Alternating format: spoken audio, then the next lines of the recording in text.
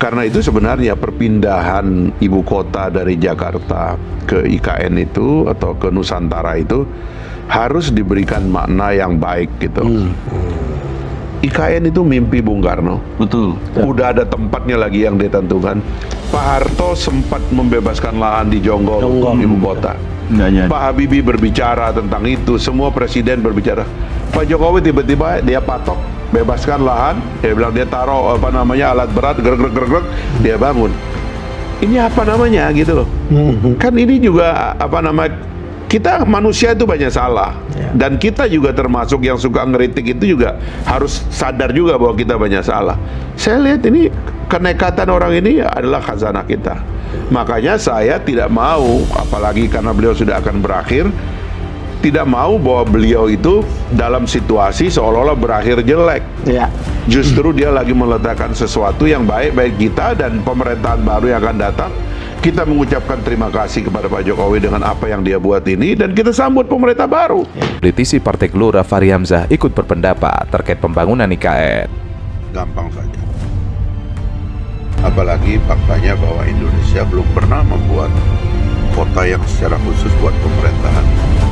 Jakarta sebenarnya adalah kota sejarah memang, peninggalan daripada pendiri bangsa Indonesia.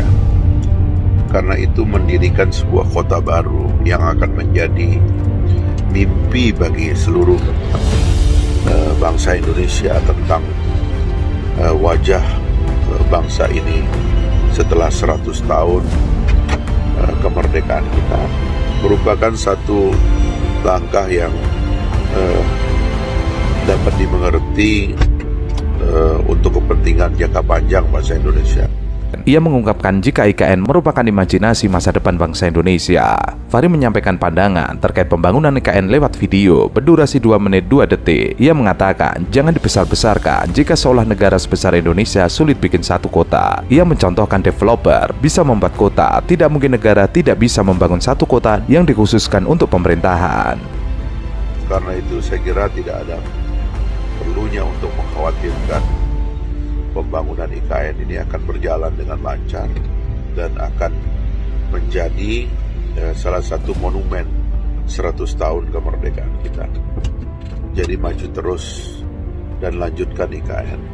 Sudah kadung investasinya triliunan, dan investasi itu harus dilanjutkan sebagai jejak perjalanan bangsa besar ini menjadi superpower baru ke depan.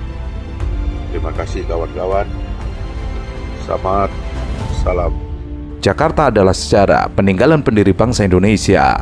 Karena itu, mendirikan kota baru akan menjadi mimpi bagi seluruh bangsa Indonesia. Fahri yang berbicara dalam mobil itu mengungkapkan jika IKN akan menjadi monumen 100 tahun kemerdekaan Indonesia. Untuk itu ia ingin pembangunan IKN terus dilanjutkan karena investasi triliunan rupiah sudah terlanjur untuk membuat IKN. Lanjut terus majukan IKN, sudah kadung investasinya triliunan, dan investasi harus dilanjutkan sebagai jejak perjalanan bangsa besar ini menjadi superpower ke depan. Seperti biasa, pernyataan Fahri Hamzah mengundang reaksi beragam dari warganet. Tidak sedikit yang mengingatkan jejak digital masa lalu politisi tersebut yang kerap mengkritik Presiden Jokowi. Rencana pembangunan IKN itu hanya 20% APBN, 80% swasta. Faktanya sekarang berbalik semua. Jadi mari kita move on juga. Jadi jangan menutupi informasi-informasi. Kalau ada kesalahan, mari kita luruskan. Jadi jangan membahas hal-hal yang itu. Jadi saya menyatakan, apa penyebabnya kira-kira Bambang Susantono mundur? Saya katakan di awal tadi, bangsa ini kerugian dengan kehilangan Bambang Susantono. Saya lama dengan beliau, dia adalah insinyuris yang sangat profesional, sangat-sangat profesional. Tidak mungkin dia mundur, dan jiwa pengabdiannya terhadap negara sangat tinggi tentang orang ini. Mari kita lihat itu. Jadi maksud saya, kalau ada masalah di dalam, saya menyatakan ada dua hal kemungkinan besar Bambang Susantono mundur. Dia orang pengabdi loh. Satu, bahwa ada masalah, menurut saya ada masalah profesionalisme yang harus diperbaiki dalam pengelolaan IKN. Kedua, ada masalah amburadul yang mungkin terkait dengan integritas. Itu yang perlu diperbaiki ke dalam. Ada beberapa investor yang bilang ke saya, mereka melontarkan pertanyaan yang sangat mendasar kepada pejabat-pejabat. Kalau saya tanam modal di IKN, berapa kira-kira margin keuntungan yang bisa saya garap? Dan para investor bilang ke saya, satupun pejabat nggak ada yang bisa jawab. Ya kan, apakah marginnya 20%, apakah marginnya 15%, apakah marginnya 10%, apakah marginnya 5%, itu sejauh yang masukan atau komentar yang saya terima dari kalangan investasi, kalangan investor, sampai sekarang belum ada jawabannya. Tim Nasional Pemenangan Anies Muhaimin menyatakan kelanjutan proyek Ibu Kota Nusantara perlu mendengar aspirasi dari masyarakat. Thomas Lembong mengatakan akan membuka diskusi publik mengenai IKN apabila keduanya terpilih. Diskusi ini guna mendengarkan suara masyarakat. Timnas Amin ingin mengembalikan IKN kepada masyarakat, maka akan dibuat diskusi publik yang terbuka, di mana tidak ada ketakutan. Jadi saya mau masyarakat, baik akademia maupun pelaku usaha maupun ekonom ya maupun unsur sipil untuk bisa membandingkan data-data seperti ini ya, apakah ini adalah prioritisasi yang tepat ya, menggelontorkan 460 triliun untuk 2 juta penduduk di 2045 atau kita mau menggelontorkan 270 triliun untuk hampir 20 juta penduduk di 14 kota besar se-Indonesia. Ini contoh saja.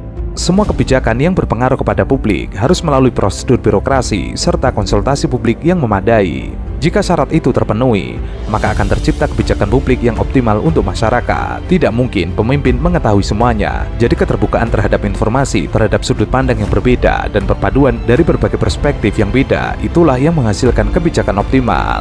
Ya, itu katakan kita butuh 270 triliun angka sekarang ya. Kalau 10 tahun yang lalu kebutuhannya 170 triliun. Ya, dibandingkan kita mau menggelontorkan 460 triliun untuk 2 juta penduduk. 2 juta penduduk di 2045. Thomas Lembong juga memberikan data terkait IKN. Semua kebijakan pemerintah bisa digas dan juga direm. Jadi memang sudah menjadi undang-undang. Semua harus patuh kepada undang-undang.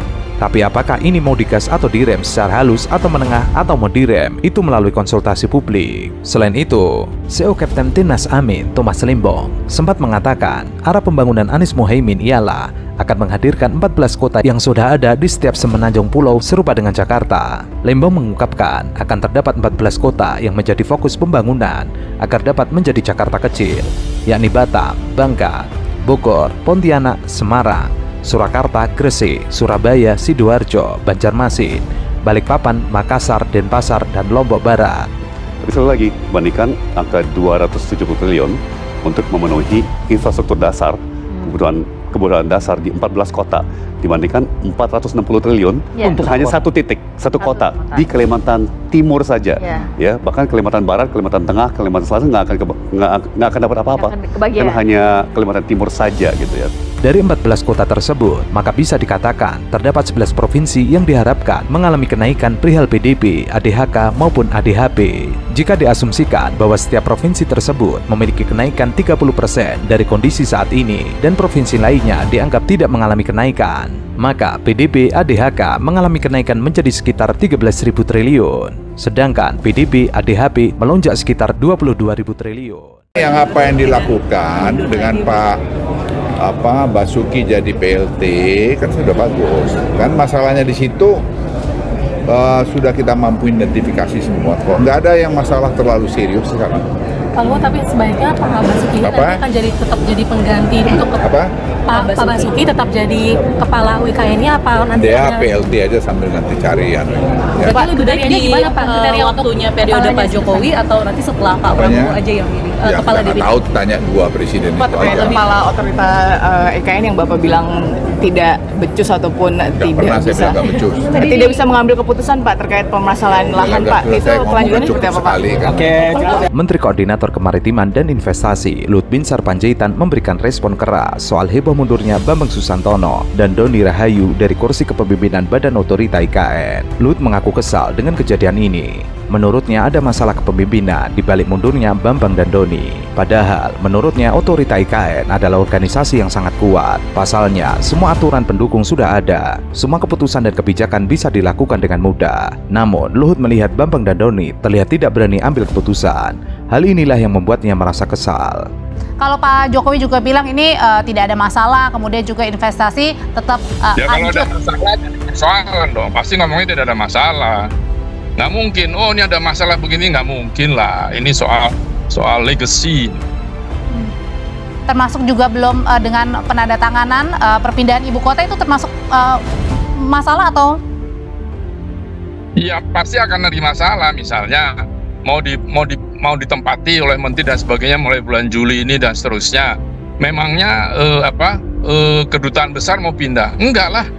Di Malaysia juga kedutaan besarnya nggak pindah, tetap di Kuala Lumpur gitu. Dan masih banyak sekali persoalan-persoalan yang harus dibahas perlahan, dilakukan pembangunan jalan terus. Tapi tidak bisa buru-buru seperti sekarang kita pindah rumah aja perlu waktu setahun lebih. Masa pindah ibu kota bisa 2 tahun didudukin, ditempatin begitu kan? Ketika dikonfirmasi langsung, Luhut pun mengungkapkan ada masalah pembebasan lahan yang seharusnya bisa selesai, namun belum juga terlaksana. Padahal ia selaku Ketua Satgas Percepatan Perolehan Tanah dan Investasi telah memimpin rapat soal pembebasan lahan di IKN. Namun menurut Luhut, keputusan rapat itu hanya tinggal eksekusi, tapi tidak dijalankan Kepala dan Wakil Kepala Otorita IKN saat itu. Pasca mundurnya Bambang sebagai Kepala Badan Otorita, pemerintah menunjuk Menteri PUPR Basuki Hadimulyono sebagai pelaksana tugas Kepala Badan Otorita. Di sisi lain, posisi Wakil Kepala Badan ditunjuk Wakil Menteri ATR Raja Juli Antoni sebagai PLT.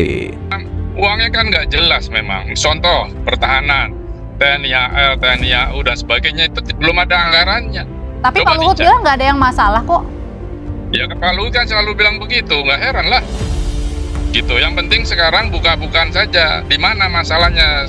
Menurut saya ada masalah pembiayaan di situ, ada masalah pembebasan tanah di situ. Karena saya jumpa dengan ahli waris dari Kesultanan yang mengatakan bahwa tanah mereka di Serobot dipaksa pindah, itu tanah kita secara ulayat, secara adat itu tanah dia. Ada buktinya dari pemerintah Hindia Belanda dan sebagainya. Jadi tanah itu belum beres. Waktu itu kan mau diusir tuh di kilometer berapa itu mau diusir karena 7 kepala keluarga atau bagaimana lupa saya. Itu kan rame, saya bilang nggak bisa begitu. Kalau usir-usir gitu tuh model developer kan, waktu itu wakil ketuanya dari developer. Itu nggak bisa begitu, harus pakai cara-cara birokrasi yang biasa dilakukan oleh PUPR. Masalah lahan di IKN pun menjadi pekerjaan rumah bagi Basuki. Hal itu diakui sendiri oleh Basuki. Salah satunya adalah soal penanganan dampak sosial kemasyarakatan di IKN untuk pembebasan lahan bermasalah seluas 2086 hektar. Lahan tersebut bermasalah dengan penduduk lokal di IKN. Ia buka-bukaan, ada potensi juga otorita IKN akan memindahkan proyek dari tanah yang bermasalah dengan warga. Meski begitu, penyelesaian masalah tetap menjadi prioritas agar proyek bisa dibangun di tanah yang bermasalah tersebut. Basuki mengatakan, arahan Presiden Jokowi mengutamakan kepentingan masyarakat. Bila masyarakat menerima tanahnya digunakan, maka akan direlokasi dan diberikan ganti rugi. Bila tidak ada kesepakatan, bisa jadi otorita IKN mengalihkan lokasi pembangunannya. Nah, ini yang semua serba gelap di situ. Jadi bangun. Presiden kan maunya cepat, nanti upacara. Akhirnya upacara separuh-separuh, kan costly itu. Nah, jadi maksud saya janganlah cepat-cepat gitu, satu-satu, karena tanahnya kan juga tanah di Kalimantan itu spesifik, dia sangat lembek, tanah lempung gitu. Dan itu berbahaya untuk konstruksi. Saya atas saran dari beberapa ahli konstruksi yang kita diskusikan, itu nggak bisa main tanam-tanam gitu, katanya sudah pakai teknologi. Ya oke, tapi ini kan alam. Contoh ada bandara yang amblas 1 meter, itu urukan. Nah itu harus ditata dengan baik alam ini, jangan buru-buru gitu. Keputusan Indonesia untuk memindahkan ibu kota dari Jakarta ke ibu kota Nusantara menjadi sorotan media dunia. Berbagai kesulitan di balik pemindahan besar-besaran itu menjadi sorotan. Bahwa langkah pemindahan itu tidak akan mudah seperti yang diperkirakan. Bahwa kesulitan pertama akan didapatkan dari 1,9 juta ASN yang akan pindah ke lingkungan baru. Masyarakat perlu tertarik untuk datang ke tempat baru. Pertama-tama mereka perlu melihat infrastruktur yang kuat seperti sekolah, rumah sakit, dan fasilitas perumahan. Atau mereka tidak akan tertarik untuk pindah ke sana. Masih kalau dari yang saya dapat bukan mundur tapi dimundurkan. Tapi anyway, pemerintah yang tahulah urusan ini. Tapi dari awal kan saya selalu bilang, IKN itu jangan pakai modelnya Pak Jokowi, cepat. Yang ada nanti malah repot gitu ya. Terbukti banyak infrastruktur yang dibangun rusak sebelum saatnya dan untuk biaya perbaikannya mahal. Saya khawatir IKN akan seperti itu. Jadi kalau diduga-duganya mengundurkan diri berbarengan nih ya, wakilnya dulu baru ketuanya mundur ini karena nggak kuat dengan beban kerja. Iya, kalau dia diberhentikan, kalau dia mundur, kalau dia diberhentikan kan beda lagi. Masalah kedua kemudian muncul dari segi pendanaan. Pembangunan Nusantara diperkirakan menelan biaya sekitar 35 miliar US dollar. Namun pemerintah hanya berkomitmen untuk menginvestasikan 20% dari dana yang dibutuhkan. Pemerintah Jokowi berharap sisa 80% pendanaan akan berasal dari investor asing. Namun ada keraguan untuk menyalurkan dana ke proyek tersebut. Dan hal ini semakin menggagalkan kemajuan pembangunan IKN. Tidak akan mudah bagi pemerintah untuk mendapatkan 80% investasi asing, kecuali pemerintah dapat memberikan bukti kelayakan Nusantara dan jaminan bahwa proyek tersebut akan terus berlanjut, bahkan jika pemerintah baru mulai menjabat tahun depan. Investor sih nggak akan datang meskipun tidak diberhentikan, karena ini masih brownfield istilah saya, karena itu tanah semua ya dari awal. Jadi nggak ada investor akan datang. Dia akan datang ketika sudah siap infrastrukturnya. Dan tugas infrastruktur itu yang bangun pemerintah, nggak mungkin swasta harus bangun. Kembalinya dari mana? Misalnya suruh bangun hotel, emang ada berapa orang akan datang ke IKN? Bangun rumah sakit, emang ada berapa orang? Bangun sekolah. Jadi semua itu disiapkan oleh pemerintah dengan APBN. Itu saja. Kalau mengharapkan investor menyiapkan itu, nggak akan datang. Mana ada investor gila mau bangun gitu. Anggaran infrastruktur negara itu telah menurun sejak tahun 2017 ketika mencapai puncaknya sebesar 2,8% PDB, namun turun menjadi 1,9% PDB tahun lalu. Sementara itu, Presiden Jokowi menyebut sampai saat ini belum ada realisasi investasi asing di ibu kota negara. Namun ramainya investor dalam negeri diharapkan bisa mendorong penanaman modal dari luar negeri di IKN. Sampai saat ini belum ada, tapi ia yakin bahwa setelah investor dalam negeri bergerak, semakin banyak setiap bulannya investor luar akan segera masuk. Sektor prioritas yang bakal diberikan kepada investor asing mulai dari pendidikan, kesehatan, juga teknologi. Jokowi juga menyebutkan pertumbuhan ekonomi Indonesia cukup baik. Diperkirakan di atas 5% juga inflasi yang terjaga di angka 2% sampai 3%. Paling penting menjaga stabilitas politiknya baik-baik. Itu terus-menerus disampaikan. Di sana kan mahal, pulang ke Jawa atau pulang kemana dibiayai negara apa enggak? Kalau dia tidak ada keluarganya kan urusan biologis juga akan bermasalah. Ini saya belum pernah lihat studi antropologi yang dibuat oleh OIKN. Karena begitu kita tahu studi antropologi kalau ada, katanya sih ada, kita bisa membuat mitigasinya. Kalau sekarang kan nggak ada, saya belum lihat gitu. Saya udah tanya berkali-kali itu.